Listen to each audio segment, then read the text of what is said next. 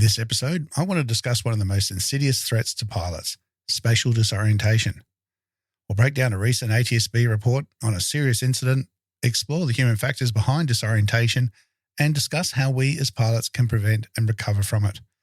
I'm going to discuss that and so much more coming right up. So strap in and let's get into it.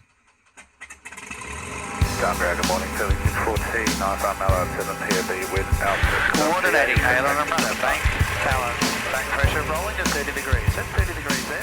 Send by star 9000, 1013, K525. G'day everyone and welcome to episode 164 of Flight Training Australia podcast. The podcast all about flight training and flying in Australia and beyond. G'day, my name's Trent Robinson, I'm your host. Thank you for tuning in. Well, it's Avalon Air Show week in Melbourne, Victoria this week, and I wish I could be there with everyone. There is just simply too much going on at the moment. I've been asked so many times if I'm going, very graciously invited by many people to come and join them, and I just, oh God, I'd love to, but just too much going on at the moment. But that's okay, just bad timing. But I will definitely make time for the next one and be more organised there. So if you are going, enjoy the show, whether you're there for the trade shows, doing business, just geeking out on all the cool displays and aeroplanes, and or just going, for the photography, air displays. Go have a fantastic time. To everyone participating and flying in the displays, be safe, have a fantastic week. And of course, if you've ever been to Avalon, it is not the easiest place to get in and out of by car. So take a packed lunch, be patient, and get home safely, which is the most important thing. I am also very excited to announce, if you've been watching Instagram and Facebook over the weekend, you'll see that I launched a new partnership with Pilotlogbook. Pilotlogbook is a CASA electronic logbook for Part 61 logging of flight time, meets all the CASA Part 61 requirements, and it's just a really great product. It started out, I just needed something. I made myself a spreadsheet logbook some time ago, but it just doesn't really tally things up. It started reaching the limit of my Excel formula capabilities. And this, when I've had to submit printed out copies of logbooks to CASA for various applications I'm doing at the moment, and it's just not presented the way I wanted it to, i.e. like an actual logbook. So I started having a look online and found this one, and I wanted to make a few little tweaks, reached out to the guys, and then next minute we're launching this partnership together. It's a fantastic product. I really like getting behind Australian products and people doing things. You'll see I share things online every now and then, and this was one of them. So you can jump online now and check out the link in the episode description. There's a link that will take you to the website, and it will give you 20% off. There's two versions. There's either a private version or a commercial version. The only real difference is the logging of flight duty times and some advanced analytics of how it presents your data. But the commercial one's great. Check that out, 20% off, and it is yours forever. This is probably the thing I love the most. I'm sure, like everybody at the moment, you've got to pay for things monthly or yearly, and this is just a great option to buy this once, and it's yours forever. It's Excel-based, so even if you don't have a Microsoft subscription, there's a free online version. You can then access it anywhere from your phone, iPad, laptop, computer at home, or whatever. And once I finished data entry, the only thing they can't help me with is typing it all in. But once I do all that, I can see precisely how many hours I've got on all the different aircraft types and everything else going on. And it's a great backup as well of your paper logbooks, even if you want to run them both together. All right, so Pilotlogbook, check that out. Use the link in the description. Otherwise, you'll miss out on the discount. Otherwise, you can put in the code FTA podcast, as in Flight Training Australia podcast. So FTA podcast, put that in at the checkout. That will also get you the discount. All right, so thanks to the guys at Pilotlogbook for getting on board as well and offering that great discount to everybody. And I look forward to hearing your thoughts and what you think about it. All right. So the other day, ATSB released a case study, which was the Cessna 310 incident. Now, this happened back in July last year, nearly just not quite a year ago, where a 310 was returning to Alice Springs and the pilot was flying by themselves in IMC conditions. They were doing an instrument approach, doing an ILS, when they began to receive what they believed to be false indications from the attitude indicator and the directional gyro.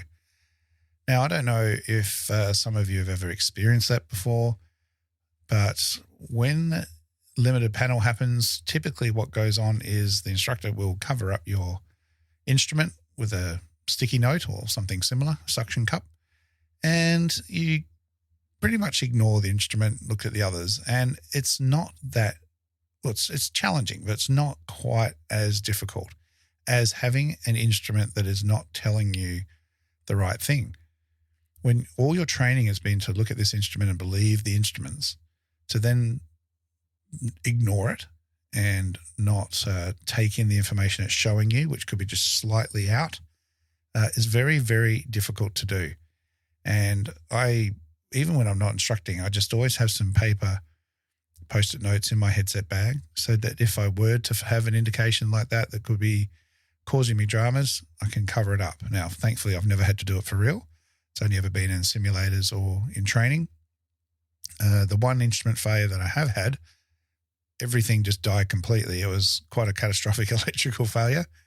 Happened because a cable came loose, so there was no notice or anything. It just, the power system disconnected and I lost all instruments. Luckily, I was visual and it wasn't a massive disaster. Otherwise, I've just lost an attitude indicator every now and then, but never when I've been in full IMC. It's always been night VFR or flying visually.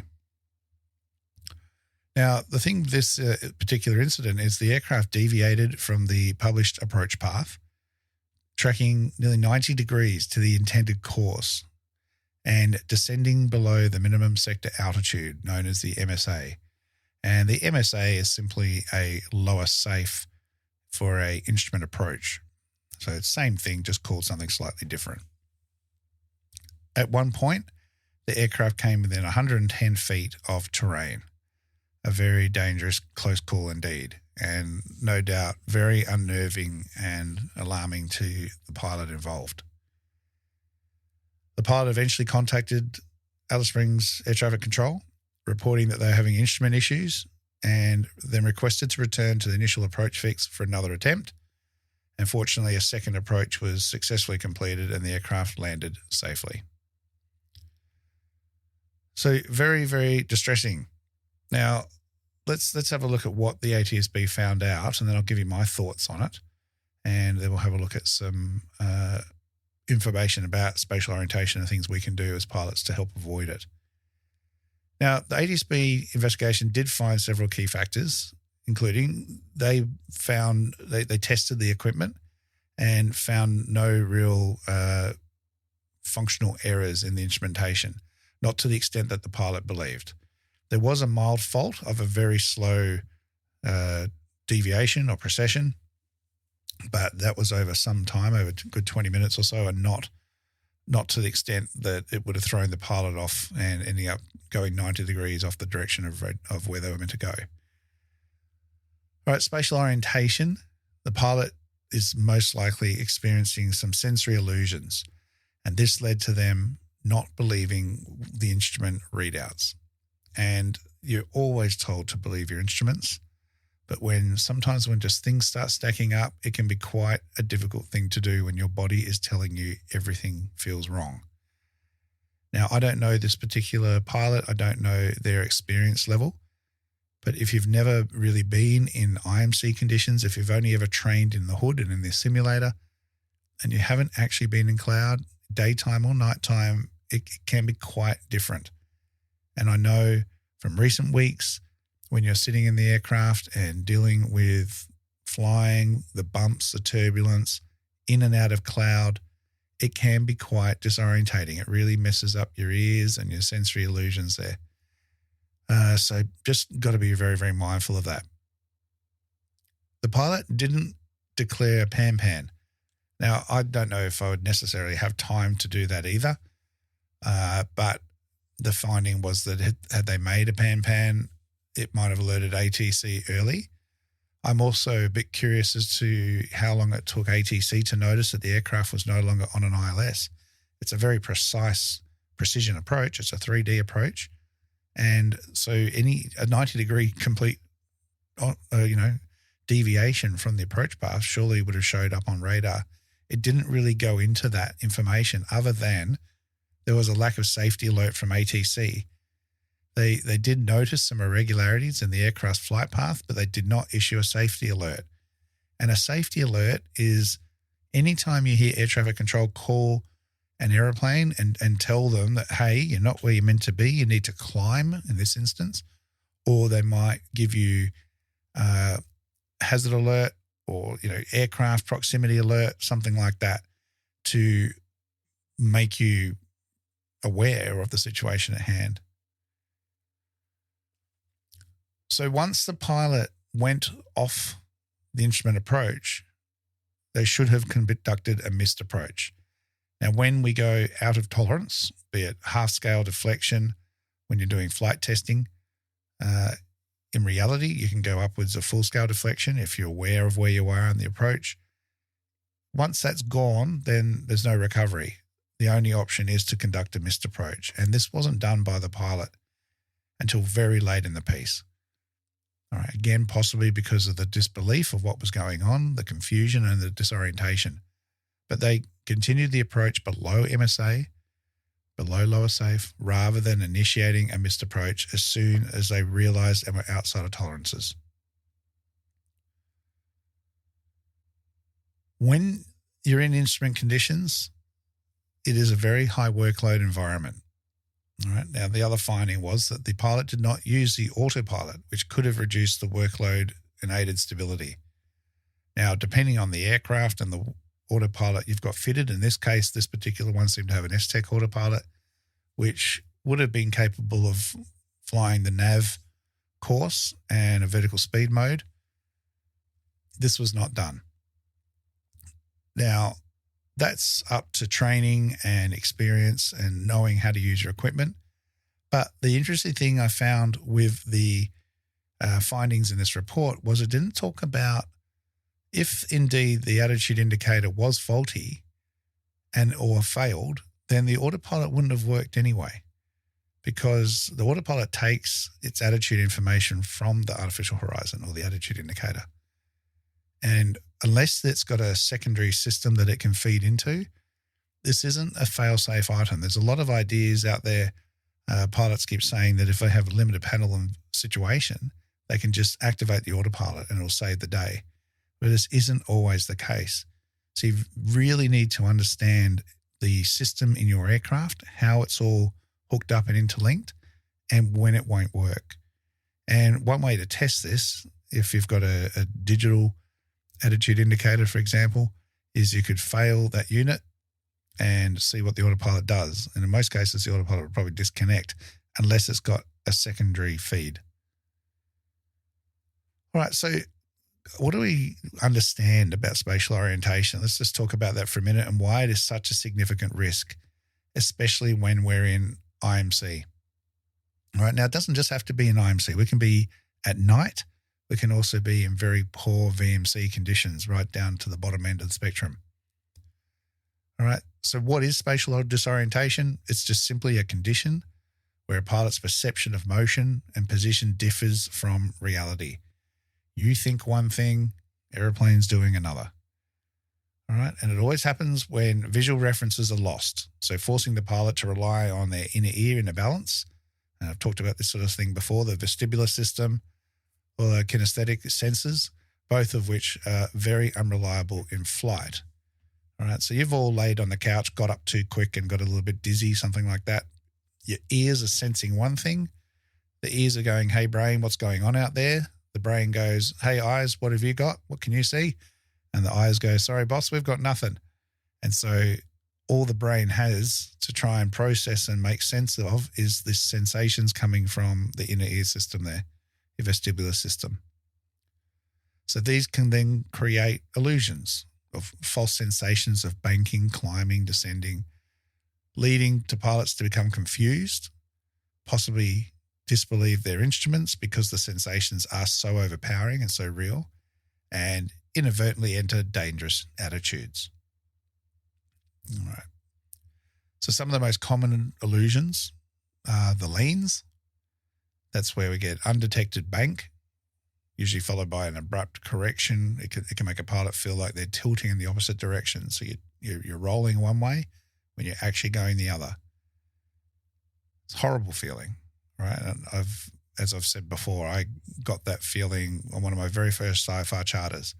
When I entered cloud, I happened to enter the cloud as I was in a left-hand turn, and I started feeling that leaning effect of I was going the other way. And I really had to just knuckle down, follow the attitude indicator, fly the instruments, believe the instruments to deal with that. All right. Coriolis illusion, which is the rapid head movements whilst in a turn, again, can throw our inner ear into disarray. So we always want to be very, very careful when we're maneuvering to minimize our head movement. We don't want to be looking outside like we would in normal daytime conditions. Somatographic illusion is the false climb, right? The rapid acceleration making us feel like we're pitching up, leading to unintentional nose down inputs. Right? So this is a false climb. Very common at nighttime at aerodromes with very poor lighting ahead. You can feel like you're just pitching up into space. And of course, the counteract to that is to ease forward, which creates more acceleration. And eventually the aircraft tragically will end up, most likely, unless detected, crashing some miles upwind from the aerodrome.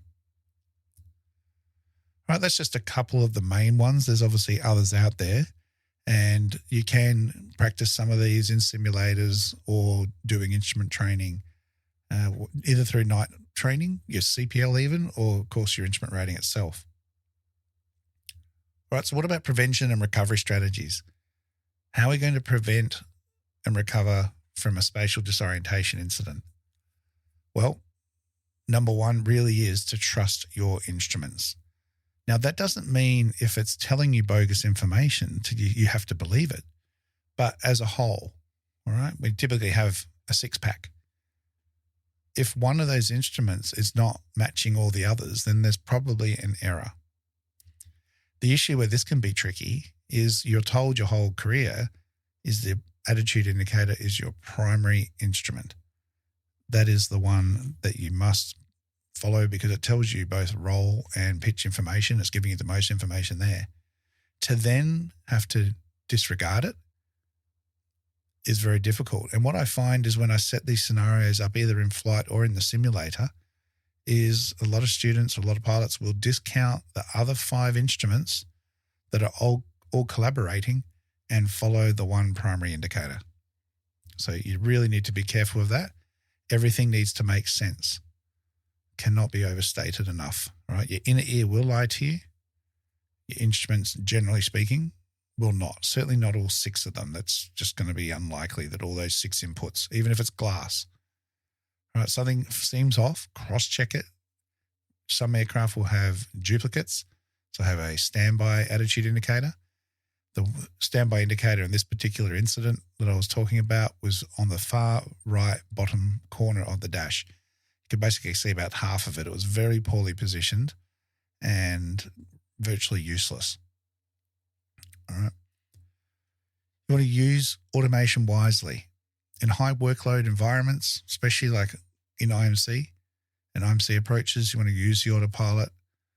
That can help reduce task saturation, keep the aircraft stable, and give you opportunity to go head down and look at instrument approach plates, charts, maps, all that sort of thing.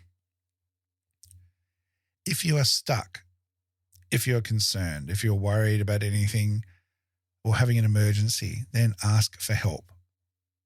Either contact the controller, if you've got one, center, approach, departures, whoever it is, or declare a pan if you're in doubt. All right. If you're away from air traffic control facilities, other aircraft in the area can jump on and talk to you and help settle you down and give you some skills to get yourself out of trouble. All right. So any uncertainty at all, don't hesitate to ask for help.